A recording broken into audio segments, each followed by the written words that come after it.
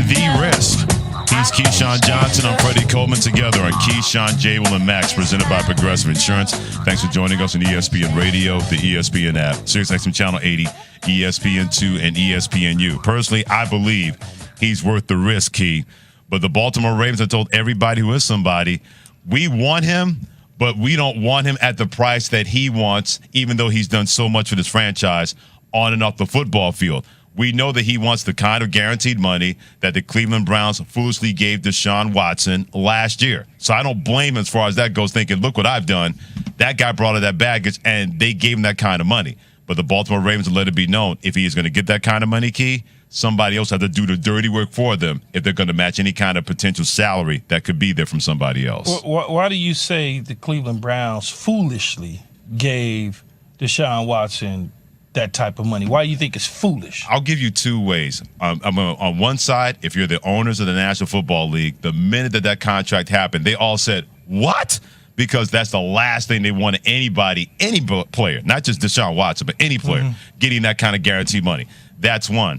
On the other side, here's why I think it was foolish for the Cleveland Browns, because that's asking a lot, placing that kind of money at the feet of a Deshaun Watson, because you're a desperate franchise, hoping that by taking that kind of risk, you put it out there that Deshaun Watson is a guy that we believe in. That's why I think it's foolish from both of those standpoints. Well, I think the reason I ask you that is because you're worth what somebody gives you.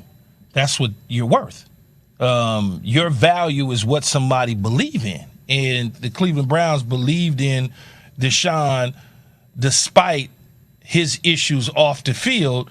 They believed, like you said, starving for a quarterback, that he was the guy that could take them to the promised land. Much like Aaron Rodgers and the New York Jets, if the Jets land him and $58 million, they're going to give him, or $100 million over the next 2+ years that they're going to give him, and or what Daniel Jones got. That's the value and what people feel. Lamar Jackson's situation is such that you got to look at it from Baltimore Ravens standpoint. Which team needs him? Baltimore Ravens need him. Amen. The most more than anybody else. You're exactly more than anybody right. else. I'm with you on that one. The Ravens have seen their team with him, and they've seen their team without him. Yes, Huntley is a good little 2-3 game backup type guy, hold the fork down just to a point. There's a lot of things that you look at him and you go, oh, that's interesting. It ain't Lamar damn Jackson. And I think Baltimore knows that, they see that, they understand that.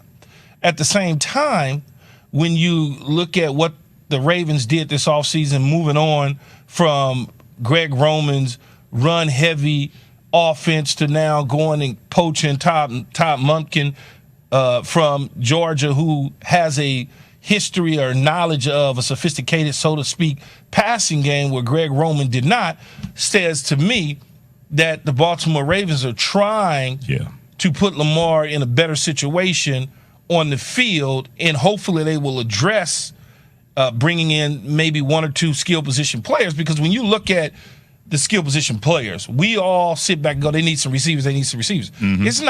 It's not the receivers, it was the system. Okay. The system didn't allow the receivers to showcase their real true skills, because when you're running your quarterback on quarterback counters and quarterback sweeps, power, and you can't, come on, man. The dude is bound to get hurt when you are running that style of offense with a guy who has displayed not only in college but also in the pros. You go back and you look at his MVP year, or you look at any other years, he could put the football in the air. Now you talk about the money standpoint, Freddie. He deserves whatever amount of money he is seeking. Okay. However that is. And interesting, I was sitting around and I was thinking last night or yesterday at some point, as I was doing many NFL shows, obviously for ESPN, I was sitting around and I was thinking, okay, how could I equate his demands to the NBA? Okay. When you look at the NBA and you look at the NBA contracts, you look at the collective bargaining agreement with the NBA, you look at the collective bargaining agreement with the NFL. You got to follow me here. The NBA, they give a guy 4 years, $160 million guaranteed, or $200 million guaranteed, right? That's what they give you because the owners don't want to go out long anymore. Remember the owners in the NBA used to go out long on the guaranteed money? 8 years to be that kind Not anymore. Zilch, done, right? Done, yeah. Everything is 4 years, 190, 4 years, 220, 4 years, whatever those numbers are. It's a 4. Maybe every now and then you get a fifth year by somebody.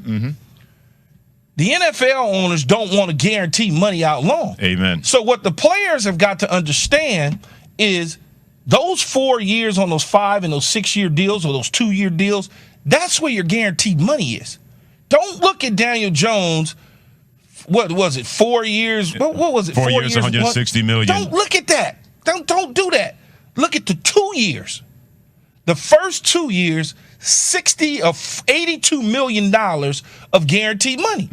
That's $41 million a year. That's guaranteed money. So if they said, slice that off, remove the other 2 years, you got the 2 year. All we're going to do is give you a 2 year deal. And we're going to do it as a $82 million deal, 41 a year. We're only giving you 2. We're not giving you 4. That's 2 years of guaranteed money. So if the Baltimore Ravens and Lamar's representatives, which is himself, and his family and his attorneys or whoever is helping him, look at trying to get the most money in the first 4 years of a 7-year pack, that's where the money's at. The money, they're never going to give you 7 years of fully guaranteed money because they're never going out that long. Right. Aaron Rodgers got 3 years, $150 million of guaranteed money. If my math serves me right, that's about an average of $50 million a year. 3 years, not 7 years of guaranteed money. Just like the NBA. That's all it is. The NFL, or the players sometimes in the NFL, depending on who they're having conversations with, that individual has to be able to explain to their clients, and this is where Lamar's is missing something because of the agent. Right. They got to be able to explain to them in a way that they understand. This is the money that you're getting. When you look at Derek Carr's situation, it's a 2 year, $60 million deal. It's not a 5 or 6 year, 100. It's 2 years for $60 million, $30 million a year. And then if you get to the third year and you're good enough, we'll give you another 3 years of guaranteed money. That's the NFL. Lamar Jackson is finding that out in the worst way for him because what he wants, he's probably not going to get it, and not just in the Baltimore Ravens or anybody else out there. That to me is where I can't wait to see exactly how he's going to have to switch that gear because he's going to have to do that because the NFL has definitely told him that's how it's going to be. These owners, Freddie, they don't want to go out long. They don't. Yeah, they'll go out short. And so it's interesting because at the beginning of all the season and everything happened, Mort and Adam said that it was $133 million of guaranteed money in the offer. And then Lamar told Diana Rossini, according to Diana Rossini, in the month of September, at his locker, it was closer to 180 of guaranteed money, 160 to 180. And I'm sitting there saying, okay, so now that gap has closed. 180 is closer to 230 than 133 is. Right. So if you can get to them in the 200s over those first 4 years, you know, you may want to sniff at that. You know what I'm saying? See if it smells good. You may want to, and I understand you want a little bit more. If he was a free agent, other teams would sign him. If he was a free agent. Right. Other teams would sign him and he would get his 230. The fact that he's not a free agent and Baltimore knew, based on the post, that these other teams were not going to want to be willing to give up 2 first-round picks and sign him and hold up their salary cap space. And I'll explain that in a second to you, Freddie, what I mean by holding up their salary cap space, why they entertain this particular offer that they may be giving him. I'll explain it to you. Yeah, he's going to explain that. And also, who also put it out there about trading Lamar Jackson straight up for Justin Fields of the Chicago Bears? All that coming up next. He's Keyshawn Johnson. I'm Freddie Coleman. It's Keyshawn, J. Will, and Max, and this is ESPN Radio.